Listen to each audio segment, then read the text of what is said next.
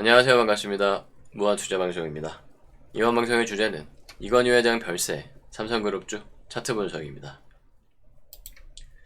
지난 2014년 급성 심근경색으로 쓰러진 뒤 6년여간의 입원 치료를 받던 삼성그룹의 이건희 회장이 오늘 오전 78세로 별세를 했습니다. 장례는 가족장으로 조용히 치러진다고 하는데 오늘 이후 다음 주 국내에서는 정재계뿐만 아니라 사회적으로 아마 가장 많은 관심을 받는 이슈가 될 가능성이 높겠죠. 특히 금융시장, 주식시장에서는 삼성그룹의 지배구조 변화뿐만 아니라 상속세 등에 대해서도 굉장히 많은 관심을 보이게 될 거고요. 왜냐면 지금 이건희 회장이 가지고 있는 주식 지분의 가치가 18조 원으로 추정이 되고 있습니다.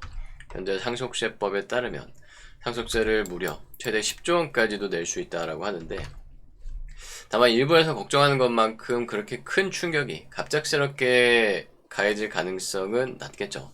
왜냐면 그래도 국내 최대 기업이고 그룹인데 정치적으로나 경제적으로 그에 맞는 절차를 걸쳐서 진행이 될 것으로 예상을 해보면 되겠고요. 그래서 이제 앞으로 발생할 상황에 대해서 미리 예상하고 예측하려고 하시기보다는 상황이 진행되는 것에 따라서 대응할 준비를 해보시면 되겠습니다. 개인 투자자들이 생각할 수 없는 여러 가지 방법들을 통해서 충분히 잘 진행하겠죠. 연부연납을 하든 현물로 내든 현금으로 내든 여러 가지 방법을 통해서 진행을 할 거니까 이 상황이 진행되는 부분을 좀 지켜보면 되겠고, 다만 이제 단기적으로는 수급적인 부담이 발생할 가능성은 열어둬야 하겠죠. 어쨌든 중장기적으로 이번 이슈가 삼성그룹, 삼성의 기업들의 기본적인 이 펀더멘털 변화는 아니기 때문에 주가 자체에 일시적으로 조정이 발생하면 오히려 매집 기회로도 볼 수 있는 건데, 단기적으로 매매하시는 분들 입장에서는 이 방향성에 따라서 대응을 좀 하실 필요가 있는 거고, 지분 구조를 좀 보면은 우선은 삼성전자에 가지고 있는 지분이 15조 원대라고 합니다.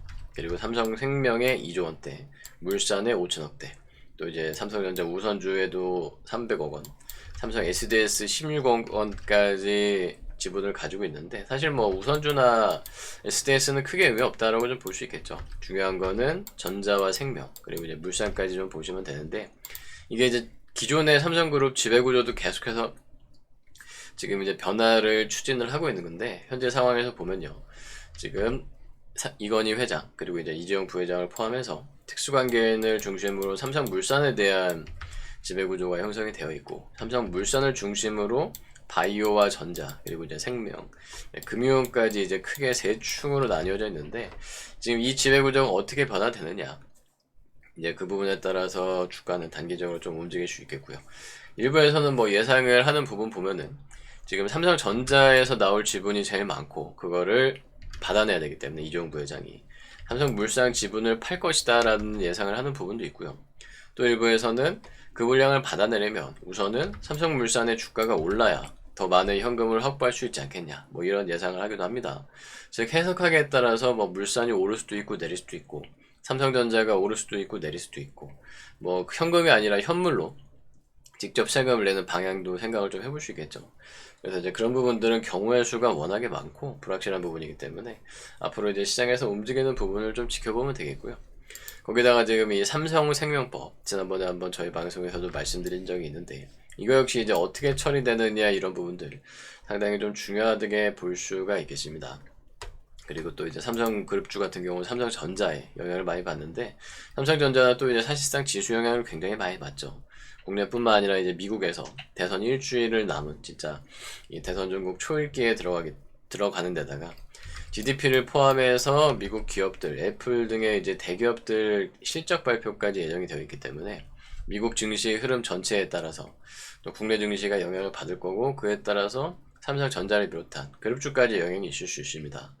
다음 주 굉장히 좀 불확실한 상황이 이어진다라고 보시면 되고, 다만 이제 변동성은 커질 가능성이 높기 때문에 매매하는 관점에서는 기회가 될 수 있겠죠. 그리고 그때 또 이 삼성그룹주에 중장기 투자하시는 분들 입장에서는 매집을 할 수 있는, 주가가 만약에 조정을 받는다면 기회가 될 수도 있겠고요.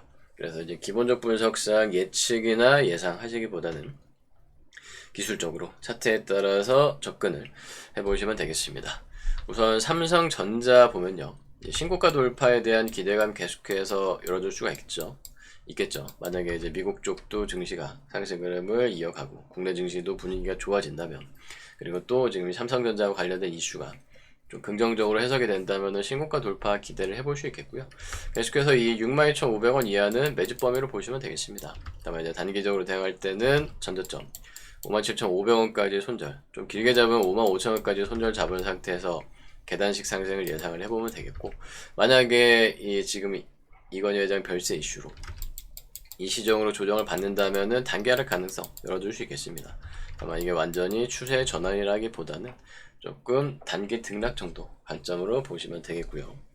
이어서 삼성 바이오는 저점이 깨졌죠. 요거 같은 경우 지금 이 75만원대 전고점 회복 못한다면 밑으로 더 많이 열어두는 게 맞겠습니다. 그래서 이번 이슈의 영향을 받아서 방향성이 어떻게 나오느냐 그건 미리 예상을 할 수 없고, 삼성전자처럼 기술적으로 차트를 기준으로 대응을 할 수 있는 건데, 바이오는 75만원 이하에서 빠지는 동안에는 매수를 하면은 안 되겠습니다. 이제 밑으로 더 열어둘 수 있겠고, 만약에 75만원 회복되면 이제 그때부터는 다시 85만원대 신고가 회복을 기대를 해볼 수 있겠고요. 그때부터가 이제 매수 대응을 해볼 수 있는 자리가 되겠습니다.